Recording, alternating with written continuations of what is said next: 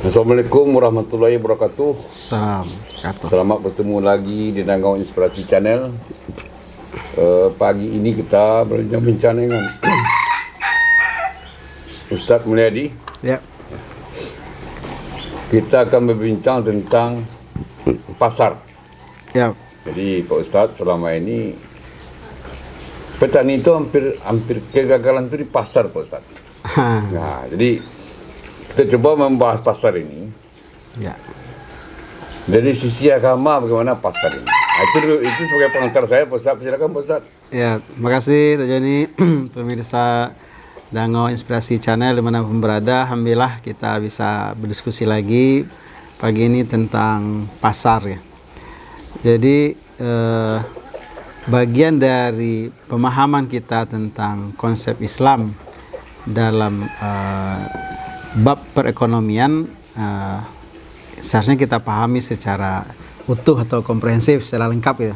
Ya. Nah, kalau di Islam pertanian hari ini orang bicara dari hulu ke hilir, hilirisasi gitu. Nah, seharusnya para petani yang yang berkomitmen untuk mendalami nilai-nilai Islam juga melakukan hal yang sama gitu. Ketika dia berbicara tentang bagaimana menanam, melihara, panen, itu dikaitkan dengan nilai-nilai spiritual keagamaan kepada Allah Subhanahu wa taala.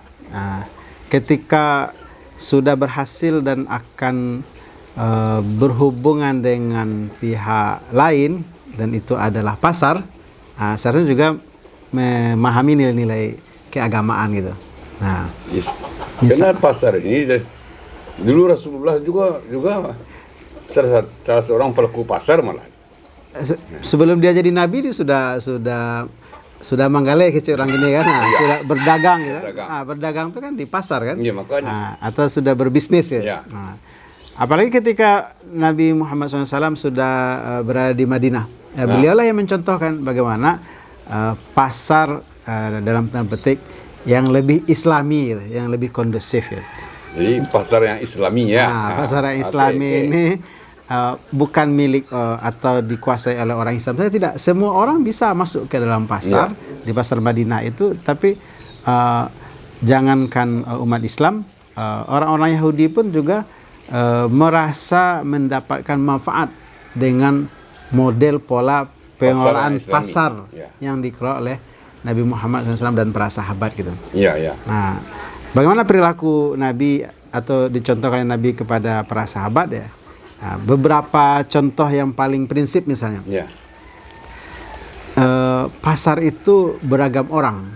Nah, maka Beragam orang, beragam barang, Pak. Beragam barang, beragam orang sesuai dengan kebutuhan ya.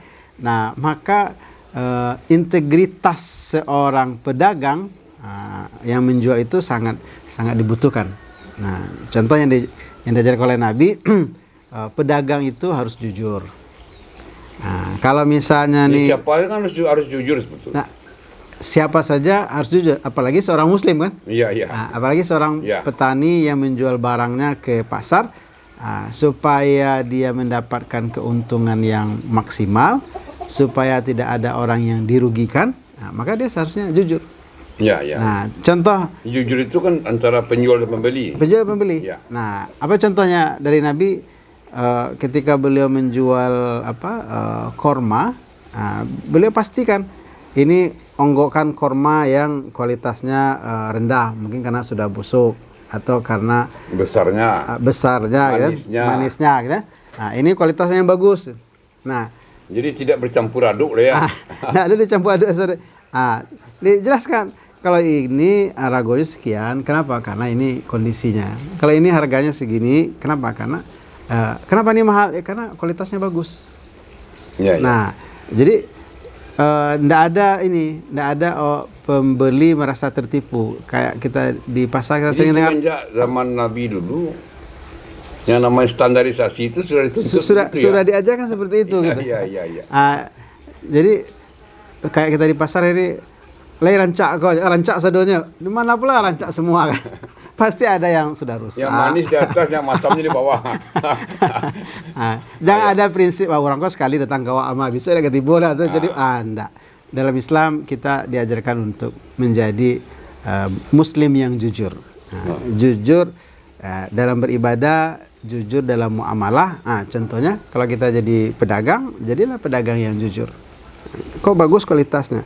Lemani kok manis. Iya betul nak manis. Jangan ini masam semua. Tapi kecilnya manis ada. Jangan yang contoh aja yang manisnya. Aku contoh. Coba lah nak percaya contoh.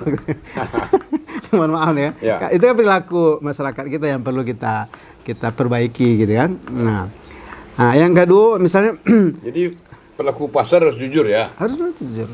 Nah, termasuk ini dalam menimbang. Nah, kata Allah Subhanahu wa taala wa auful kaila wa mizan. Sempurnakan timbangan. Nah, sekilo 10 on kan. Ya. Tapi dimasukkan paku di bawahnya. Itu kan menipu gitu kan.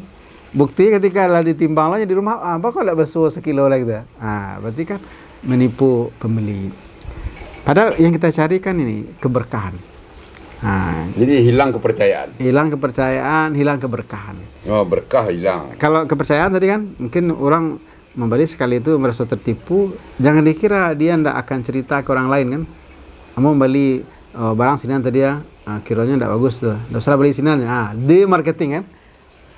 Rugi kita kan sebagai penjual. Ya, ya. Nah, jangan dikira orang tuh ndak punya relasi atau ndak punya kerabat. Nah, yang kedua kita ingin cari keberkahan. Keberkahan itu apa? Ya, yang keuntungan dari usaha yang kita lakukan ini bermanfaat untuk anak, istri. Kalau kita beli barang dia bertahan lama, kan itu berkah cerita kita sebelumnya itu kan. Nah, tidak mudah rusak, tidak hilang, tidak gitu. terbakar. Tidak terbakar gitu. Nah, kata Nabi al-bai'ani bil khiyar ma la yatafarraqa wa in sadaqa wa bayana burikat fi bai'ihima. Penjual, pembeli punya pilihan. Ya. Melanjutkan atau tidak jadi melakukan transaksi jual beli itu. Tapi kalau dia jujur, dia menyampaikan apa adanya, Ya. Pasti ada keberkahan. Berkah. Tapi kalau menipu, memanipulasi, melakukan kezaliman, ya mungkin untung besar, tapi sesaat. Setelah itu tidak ada lagi orang mau beli. Jadi bagaimana kita mengelola pasar yang lebih kondusif ya, Islami itu. Ya, ya. Kenapa? Karena ada juga hadis Nabi mewanti-wanti. Pasar itu tempat setan. Maka jangan berlama-lama di pasar gitu. Apa setannya ya? Itu tadi banyak yang menipu, banyak pencopet segala macam gitu kan. Nah, makanya kita kalau memahami bahwa dalam hadis walaupun hadisnya dikatakan dhaif ya, tapi ini hadisnya motivasi bahwa 9 dari 10 pintu rezeki itu ada di bisnis perdagangan. Berarti kan soalnya kita termotivasi jadi pedagang atau jadi bisnismen gitu ya, penjual gitu ya. Tapi kalau kita tidak jujur, ya hilang keberkahan. Mohon maaf kan bentuknya orang yang menggali di pasar atau pedagang tuh stresnya bawaannya kan. Bakalan saya kan yang tadi kan. Padahal dia beruntung tiap hari, tapi kok bebannya berat gitu. Mungkin tidak dapat berkah. Mungkin hilang keberkahan. Kenapa? Karena perilaku tidak jujur.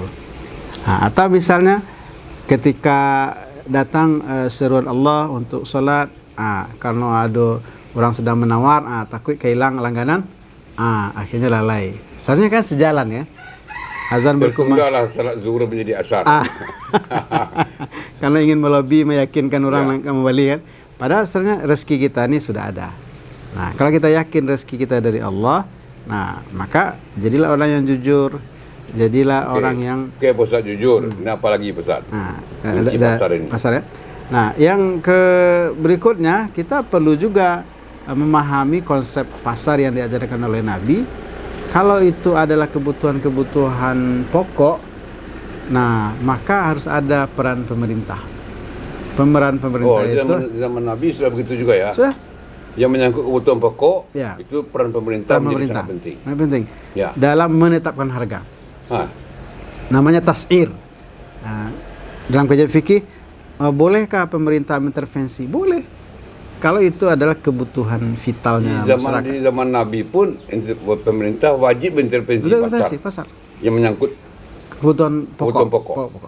Kenapa? Karena kalau misalnya pedagang menetapkan harga seenaknya saja, pasti masyarakat dirugikan. Berarti operasi pasar ini sudah ada sejak zaman Nabi ini ya?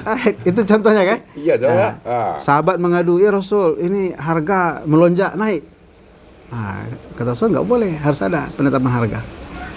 Nah, supaya apa? Supaya ada keseimbangan gitu ya. Sana pemerintah turun tangan. Sana pemerintah turun tangan.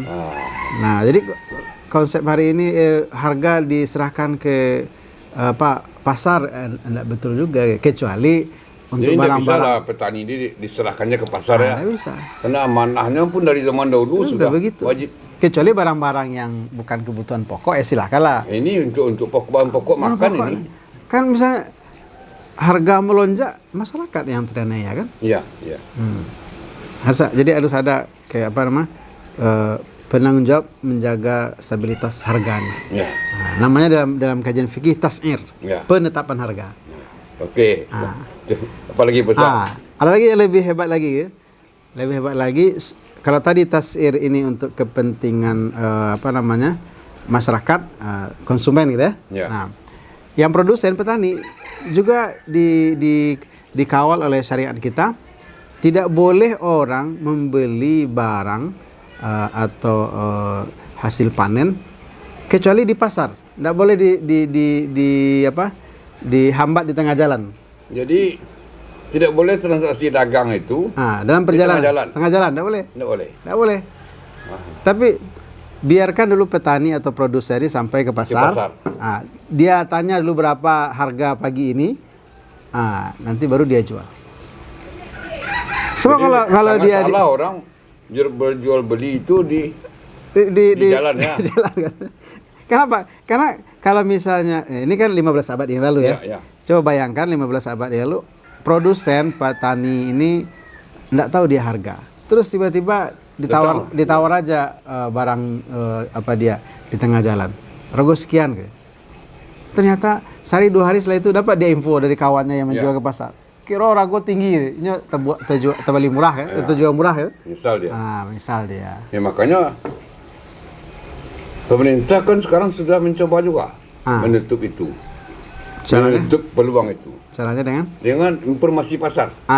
Harga cabai di pasar Steba, harga cabai di pasar Abu Kuning, kan sering itu kita dengar itu. Kubis dalam panjang gitu. Berarti seharusnya itu yang dimaksimalkan sampai informasi ini ke supaya orang petani. tidak terjadi transaksi tengah jalan. Tidak ada transaksi jalan, tidak ada petani yang dirugikan. Nah, jadi Dojon, kalau kita kaji fikih ekonomi atau muamalah dalam Islam ini sangat menarik, luar biasa. Terasa oleh kita kesempurnaan Islam gitu. Iya. Cuma mungkin mohon maaf kawan-kawan kita petani kan dia tidak mendapatkan informasi itu. Baik dari para mubaligh atau dari para penyuluh, dia nggak mendapat informasi itu. Jadi seolah-olah urusan agama, urusan pertanian. Ini kita dengar itu dari lahan mau jual ke pasar. Jaraknya cuma 15 kilo itu. Di tengah jalan datang orang. Sampai ragu sekian ya. Nanti tidak boleh. Dia merasa tertipu nanti kan. Jangan sampai tertipu. Dia merasa tertipu. Apalagi kalau hari ini sudah ada sosial media. Ya. Saya kan bisa dikontak, telepon. Berapa ragu di pasar ini? Sekian. Anggaplah ada orang yang datang menjemput sampai ke lahan kita atau ke tempat produksi kita. Tidak ada masalah, tapi intinya adalah jangan tertipu. Jangan ada penipuan harga. Jangan terjadi penipuan harga. Oke, besar. Apalagi besar. Jadi kalau ini dipahami oleh masyarakat kan ada kemaslahatan yang luar biasa kan, petani ataupun masyarakat. Nah, suatu waktu atau kondisi tertentu mungkin musim panen sudah selesai, orang mulai bercocok tanam, kan diduga kuat harga mungkin barang atau hasil pertanian mungkin berkurang gitu ya. Atau karena force majeure, gempa atau bencana alam misalnya, terus pasokan sedikit. tidak boleh juga orang yang memiliki bahan jualan atau bahan perdagangan atau produsen ini menimbun sehingga harga naik sendiri. harga naik sendiri kan, tidak boleh juga. Oh, itu sudah diatur dalam Diatur dalam Islam. Islam. Tidak boleh Tidak menimbun boleh barang. menimbun barang. Harus normal aja dia. Kalau misalnya pasokan banyak jual, pasokan sedikit jual juga. Jangan mencari keuntungan yang istilahnya dalam tanda petik merugikan orang lain. Berarti trik itu kan trik yang salah dalam Trik-trik yang salah ekonomi. dalam ekonomi. Tidak boleh. Kok ragu pasokan seketik kah? Timbun loh. Timbun loh. Supaya 2-3 kali lipat untung gitu. Tidak boleh. Sampai pasar memekik kan. Memaki orang di pasar kan, barang tak ada dah itu. Ternyata ditimbun. Tak boleh. Tidak boleh ya. Ini Dan itu kan prinsip-prinsip. sering juga pemerintah turun tangan itu. Ya maka seharusnya pemerintah siapa nimbun barang ditangkap gitu. dirazia gitu. Ya. Berarti itu kewajiban. Kewajiban pemerintah. Nah, jadi produsen, konsumen, pemerintah, 3 komponen ini harus harus memainkan perannya. Menerapkan nilai-nilai yang Islami supaya usaha kita ini ada keberkahannya gitu. Nah, kalau ini kita lakukan secara Islami, ada keberkahan, pasti kita bahagia, menjadi petani bahagia, menjadi pedagang pun juga bahagia. Tapi kalau enggak, itu lebih untung, tapi untungnya bentuk piti dapat sama ilang rimbo gitu. Kan sayang-sayang kan? Ya. Atau dia di pasar tapi penampilan cukup Islami tapi orang merasa dirugikan, akan merugikan. Apalagi Pak Ustaz? Nah, itu lebih kurang prinsip-prinsip yang harus kita itu prinsip pasar tuh ya. yang kita tumbuhkan dalam berbisnis dan perdagangan gitu. Perdagangan yang Islami. Yang Islami ya, lebih kondusif ya, supaya ada kemaslahatan, tidak ada yang merasa dirugikan gitu. Kenapa? Karena dalam agama syariatnya diturunkan untuk kemaslahatan. Jadi petani tidak dirugikan, pedagang juga tidak dirugikan, konsumen juga tidak dirugikan gitu. Tapi semuanya merasa dapat manfaat, ada keberkahan gitu. Memberi manfaat untuk banyak orang. Banyak tuh orang. Oke Pak Ustaz. Oke. Itu kita bincang pasar yang Islami Pak Ustaz. Lebih Islami, lebih kondusif ya. Terima kasih Pak Ustaz. Sama-sama Rajan. Kawan-kawan semua, inilah bincang pagi kita pasar yang Islami. Terima kasih. Banyak maaf. Assalamualaikum warahmatullahi wabarakatuh. Salam. Rajan.